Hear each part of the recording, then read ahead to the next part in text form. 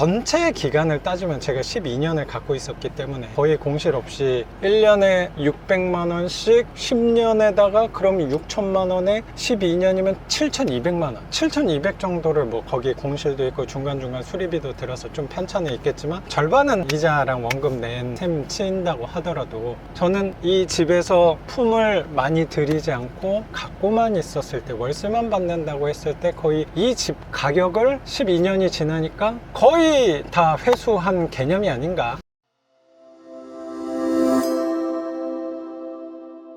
안녕하세요, 작가 반지사입니다. 오늘은 제 세입자께서 이사를 가셔서 집 점검을 한번 하러 아내와 같이 길을 가고 있습니다. 어디로 가고 계시죠? 위치는 양천구 목동에 있는 반지하 빌라. 낙찰을 언제 받으셨죠? 13년도에 낙찰을 받았더라고요. 지금부터 거의 한 12년 전에 이 물건이 거의 한 7번, 8번 뭐 그 정도 낙찰 받았던 물건으로 기억이 되는 것 같아요. 초기 물건이네요. 극초반에 네네. 낙찰을 받았던, 제가 갖고 있는 물건 중에 위치는 그래도 굉장히 좋은 네. 물건 중에 하나가 아닌가 생각이 들어요. 네. 얼마에 낙찰 받으셨던 거죠? 12년 전에 낙찰을 네. 받은 걸 찾아보니까 제가 네. 8,200 정도의 낙찰을 받았고 그때 기업은행에서 대출을 받았었는데 대출을 6,300 대출을 받았어요. 낙찰가랑 대출이랑 차액을 보면 한 2천만 원 정도 차액이 생기는 것 같네요. 이 세입자분이 2번, 3번 정도 바뀌긴 했는데 가장 최근에 살고 있던 분이 1,050에 만 5년 동안 살고 계셨던 집에 저도 굉장히 오랜만에 찾아가고 있습니다.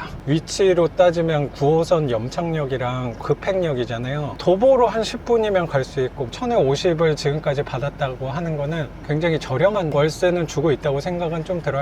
나는 좋은 집주인의 역할을 해야지 라는 관점에서 월세를 올리지 않았다라기보다 물건 개수가 많다 보니까 세입자가 한번 들어오시면은 월세를 올리지 않는 게 저의 에너지를 좀 덜 쓰기 위해서 그렇게 취하고 있다 보니까 이제 이 세입자께서 나가셨으니까 시세에 맞게 월세는 올려놓으려고 생각은 갖고 있습니다. 반지하라고 하더라도 위치 보시면 필로티 주차장의 바로 옆에 문이 붙어있는 반지하긴 네. 하지만 거의 지상층 같은 높이, 그리고 여기 창문으로 보이는 것처럼 건너편 집의 3층 높이와 비슷한 그래도 좋은 반지하라고 생각은 드는데 이 정도 집의 시세라면 못해도 70만 원 이상은 충분히 받을 수 있지 않을까 생각은 들어요. 방이 몇 개죠? 방은 투룸, 거실하고 주방하고 분리된 네. 이쪽 지역에서는 굉장히 경쟁력 있는 평면이 아닐까 생각은 좀 들어요. 이 세입자께서 5년 동안 계시다가 이사를 가시는 건데 5년을 한번 생각을 해보면 50만 원에 1년이면은 600만 원이니까 만 5년 그러면